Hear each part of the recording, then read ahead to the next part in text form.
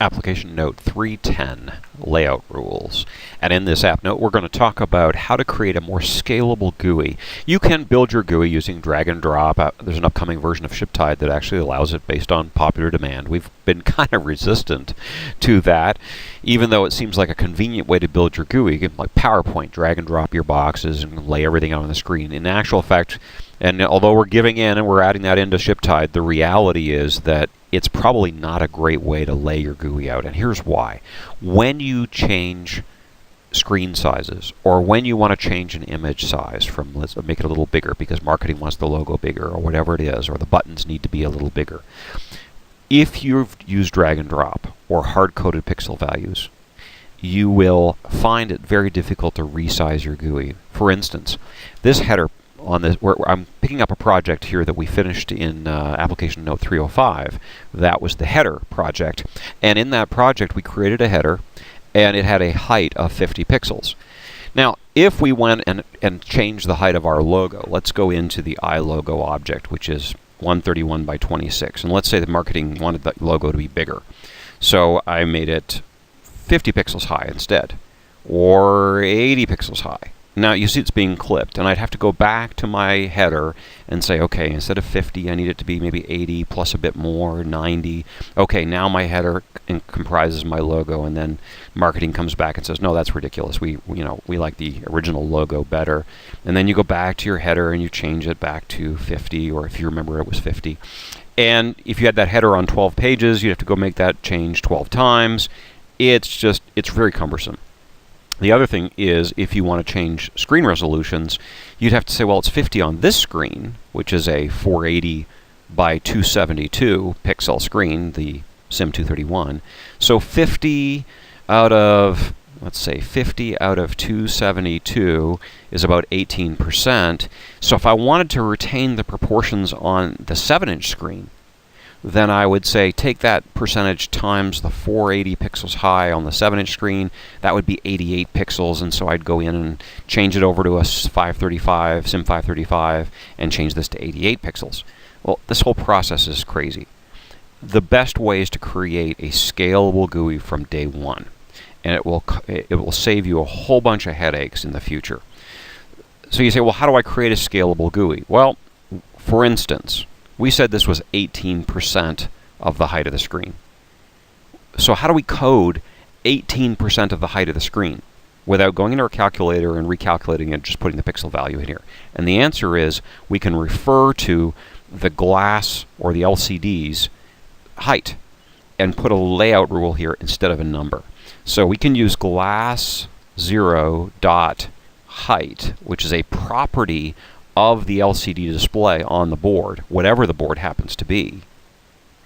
And I can multiply that by 0.18 floating point. And now the height of this is going to be always 18% of the height of the screen. Now, the reality is, this doesn't fix my problem with the logo. What I want is this title bar to have a little bit of padding larger than I want the logo to have a little bit of padding around it, and I want the header bar to be that big. So if we want to, we can make the logo scale with the size of the screen, and then we can make the header bar scale to the size of the logo. And that way, when we change screens, everything moves, or we change the logo size, the header size will change. So if we can make this flex a bit more automatically, that would be great. So let's do a little experiment. Let's put this back to 50 pixels for now. Now let's change this project over from a SIM231 to a Sim 535, and let's see what happens. Okay, now, what are we seeing here? All these square boxes, an image, and a logo. This doesn't really... What are we seeing? Well, this splash page right here has the I, Serious Lady in Red 480 by 272 image attached. Let's go find that image. And there it is. And that image is coded as 480 by 272. And when we imported the image, it said, okay, that's its native size. And the splash page is, if you look at its outer width, outer height, is grabbing that dimension, 480 by 272, from the attached image. If we get rid of the attached object, notice that the inherited value of the page goes to the 800 by 480. But when we attach an image to an object, it grabs that width and height. So we have two options. One is we could override it here and make this 800 by 480. But that doesn't really help because our image is now centered, but it's still the wrong size image. So I'm going to get rid of those values and go back to the image itself. And I'm going to change its name to Lady in Red background.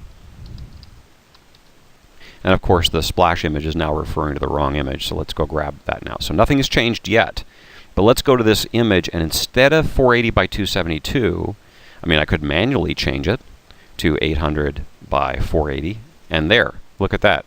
The image is the full size of the screen, the splash page is now inheriting the correct size, everything's good. But if I changed it back to a small screen, we'd have the problem again, and we'd have to fiddle with our images. So how can we make the image automatically scale to the size of the LCD? With a layout rule. And so we're going to code in glass0.width, which is a platform variable which describes the pixel width of the glass. And we're going to type glass0.height here. And it didn't really change anything visually. However, when I save this project and change now back to a smaller resolution Sim231, everything looks correct because, let's open the project again, and here we are. It's scaled correctly. And the inherited size is 480 by 272. So I just created a background now that scales automatically with the size of the screen. Now if I flip it to a narrow 4:3 aspect ratio screen, it's going to look a little squished. But typically you stay in the same aspect ratio as you move your GUI back and forth.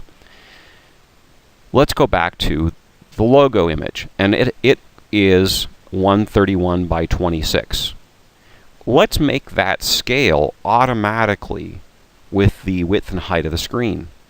And our reference point is this feels a bit small actually. So let's scale it up. Let's multiply it by 1.1. So add 10% to the height. 1.1. I can actually put a formula right here. Okay, that feels about right for the logo to be the size of the screen. But if I change to the big resolution screen, it's going to look pretty tiny. So how do I keep its height proportionately the same? Times glass0.height over, now this screen is 272, so this is our reference. This is how we built the GUI in the first place. And similarly, times glass0.width over 480. Okay, so that 480 and 272 aren't going to change, but the glass 0 width and height are going to change as we shift from one size screen to another. So this is basically defined the rule. If I want to keep the aspect ratio proportional to the screen, this is the right thing. If I want to keep the aspect ratio of the the logo itself fixed, even if the aspect ratio of the screen changes a little, I'm going to have to do that as a function of glass0.height right here instead of glass0.width. But let's change platforms up to a Sim 535 and see what happens. Okay, here we are. And the logo got bigger. Exactly what we wanted.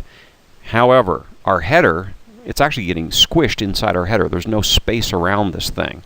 So let's go back to that header object. Let's click over here, and there's the header object right there. Remember we had coded it to 50 pixels? How do we not code that, hard code that?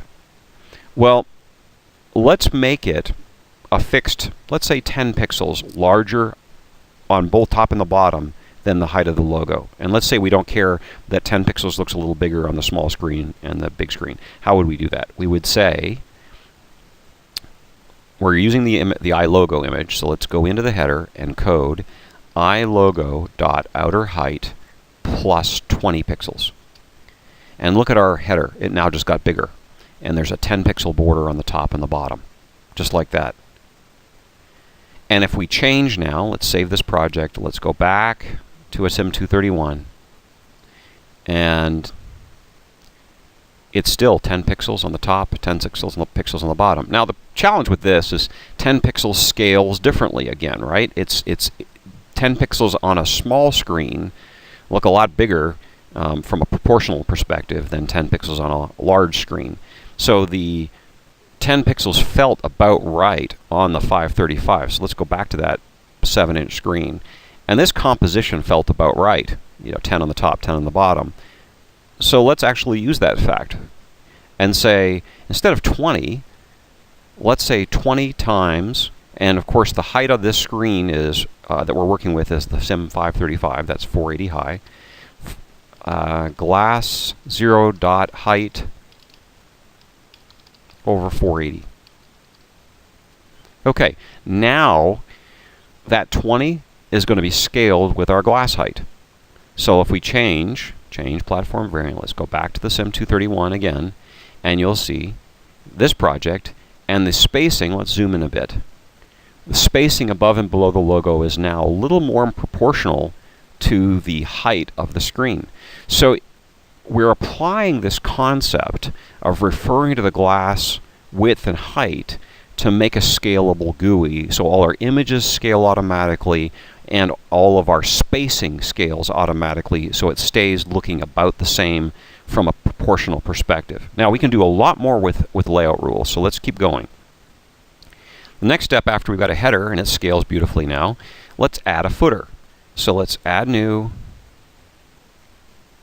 frame on the bottom, and let's make its outer height glass 0 dot height over 10.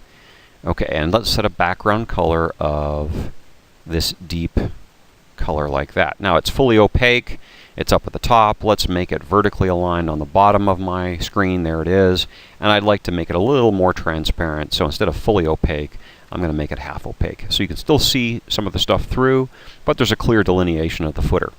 Alright, now we've made it glass dot height over 10, so it's always 1/10 the height of the screen, regardless of which sim we're targeting and what the resolution is. So that's great. We've got a frame that moves around. Now we want this content area in the middle to always go from here, the underside of the header, to the top side of the footer. So here's the footer down here, and we want it to go from here to here. Now how do we do that? Again, we can use layout rules. Add new frame. So in this case, this frame initially inherits the whole size of its parent, which is P-Splash. And I'm going to name this one the footer. And now we've got this content area.